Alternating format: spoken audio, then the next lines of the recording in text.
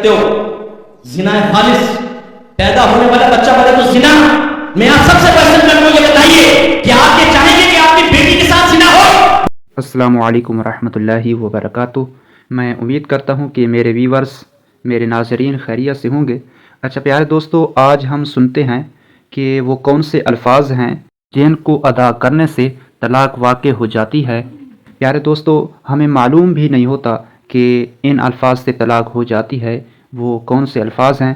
سنتے ہیں مفتی اکمل قادری کی زبانی کہ وہ طلاق کے الفاظ کے بارے میں کیا فرما رہے ہیں، کہ کون سے الفاظ ہیں جن سے طلاق ہو جاتی ہے.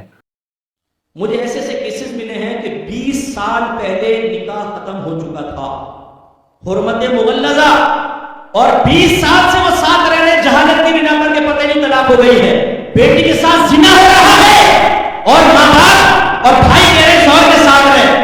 ٹھیک ہے، صلح ہو گئی، یہ معلوم ہی نہیں کہ بھائی حرمت مغلظہ حلالہ کے بغیر دوبارہ نہیں مل سکتے ہو. زنا خالص پیدا ہونے والا بچہ بولے تو زنا. میں آپ سب سے کوشچن کرتا ہوں، یہ بتائیے کہ آپ یہ چاہیں گے کہ آپ کی بیٹی کے ساتھ زنا ہو؟ بولیے، کیا آپ یہ چاہیں گے کہ آپ کا بیٹا زنا کرے؟ اگر آپ کہیں گے نہیں، تو پھر میں آپ سے پوچھتا ہوں، اپنے بچوں کو آپ نے طلاق کے مسائل سکھائیں؟ بعض اوقات شوہر غصے میں بعض الفاظ نکالتا ہے، نیت نہ بھی ہو تو بھی طلاق واقع ہو جاتی ہے، اور وہ کنایہ لفظ ہوتا ہے، اور اس سے ایک دم نکاح بریک ہو جاتا ہے. اس کے بعد صلح کی واحد صورت یہ ہوتی ہے کہ دوبارہ تجدید نکاح کیا جائے، ورنہ صلح نہیں ہو سکتی ہے. مثال کے طور پہ بیوی کہتی ہے چھوڑ دو مجھے، میں تمہارے ساتھ نہیں رہتی، شوہر نے کہا جا تجھے آزاد کیا. جیسے غصے میں لڑائی کے دوران لفظ آزاد استعمال کرے گا، نکاح بریک ہو جائے گا فوراً.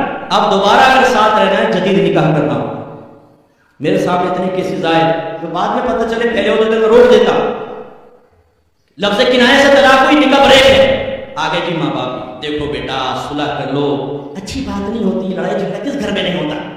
اچھا امی جان کیا کریں؟ ہاتھ میں جاؤ بیٹا، حرام مت جاؤ جاؤ حرام. یعنی غور کریں، حلال سمجھ کے حرام کرنا. زنا کو حلال سمجھ کر آگے والے کام گھروں کے اندر رکھے، زنا ہو رہا ہے حلال سمجھ